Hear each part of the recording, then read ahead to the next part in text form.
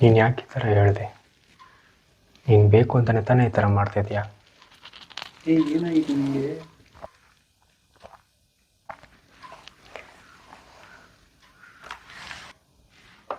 ಧ್ವನಿ ಏನಾಯಿತು? ಡಾಕ್ಯುಮೆಂಟ್ಸ್ ಕೆಲಸ ಎಲ್ಲ ಆಗಿದೆ ಕಣೋ. ಹಾಂ ತಡಿ ಮಗ, ಕಾಲ್ ಮಾಡ್ತೀನಿ ವಾಪಸ್ಸು. ಹಾಯ್. ಹಲೋ, ಯಾರು ಅಂತ ಗೊತ್ತಾಗ್ಲಿಲ್ಲ. Nikhil, P U friend. ಪರವಾಗಿಲ್ಲ ಬಿ. ಏನು ಪರವಾಗಿಲ್ಲ? ಹಾಯ್ ಅಂತ ಹೇಳಿ ಪರಿಚಯ ಮಾಡ್ಕೊಳಕ್ ನೋಡೋದ? ಸುಮ್ಮನೆ ಹೋಗ್ತಾ ಇದ್ದೀನಲ್ವಾ. ಧ್ವನಿನಾ? ಹ್ಞೂ.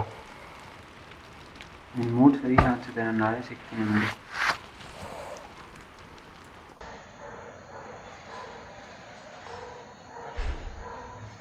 ಓಕೆ ಮಗ, ನಾಳೆ ಒಂದು 11 ಗಂಟೆಗೆ ಕಾಲೇಜ್ ಹತ್ರ ಬಂದುಬಿಡು. ಪಲ್ಲವಿ, ಆದಿತ್ಯ, ಪವನ್ ಸಿಗೋಣ ಅಂದರು.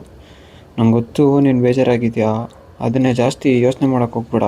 ಆ ವಿಷಯ ಅಲ್ಲೇ ಬಿಟ್ಬಿಡು. ಸರಿ, ನಾನು ಸಿಗ್ತೀನಿ.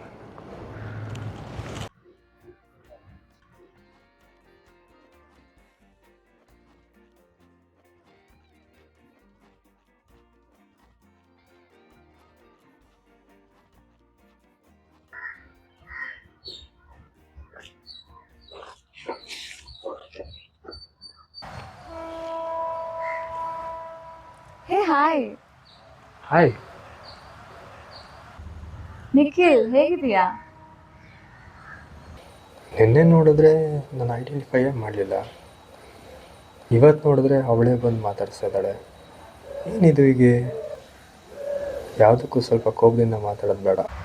ನಿನ್ನೆ ಮಾತಾಡ್ತಾ ಇರೋದು ನಾನು. ಹೇಗಿದೀಯಾ? ಓ ಸಾರಿ, ನಾನು ಚೆನ್ನಾಗಿದ್ದೀನಿ. ನೀನು ಹೇಗಿದೆಯಾ? ನಾನು ಸಹ. ಓಯ್ ನಿಖಿಲ್. ಹೇ ಆಕಾಶ್. ಏನು ನಿನ್ನೆ ಧ್ವನಿ ರೆಕಗ್ನೈಸೇ ಮಾಡಿಲ್ಲ ಅಂದೆ, ಇವತ್ತು ನೋಡಿದ್ರೆ ಅವಳು ಚೆನ್ನಾಗಿ ಕೂತಿದ್ಯಾ? ಏನು?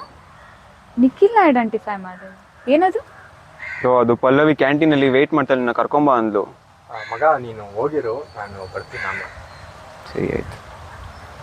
ಏನಾದರೂ ಹೇಳೋ ನಿಖಿಲ್, ಏನಾಯಿತು? ನಿನ್ನೆ ನಾನು ನಿನ್ನ ನೋಡಿ ಹಾಯ್ ಅಂತ ಹೇಳಿದ್ರು ನೀನನ್ನು ರೆಕಗ್ನೈಸೇ ಮಾಡಿಲ್ಲ. ಸೊ ಅಯ್ಯೋ, ನೀನು ನಿನ್ನೆ ಹಾಯ್ ಅಂತ ಹೇಳಿರೋದು ನನ್ನ ಸಿಸ್ಟರ್ಗೆ. ನಾನು ಅವಳು ಟ್ವಿನ್ಸ್ ಕಣೋ. ನಾವು ಪಿ ಯು ಸಿಲಿ ಇರ್ಬೇಕಾದ್ರೆ ನಾನು ಅವಳನ್ನ ಯಾವತ್ತೂ ನೋಡೇ ಇಲ್ಲ.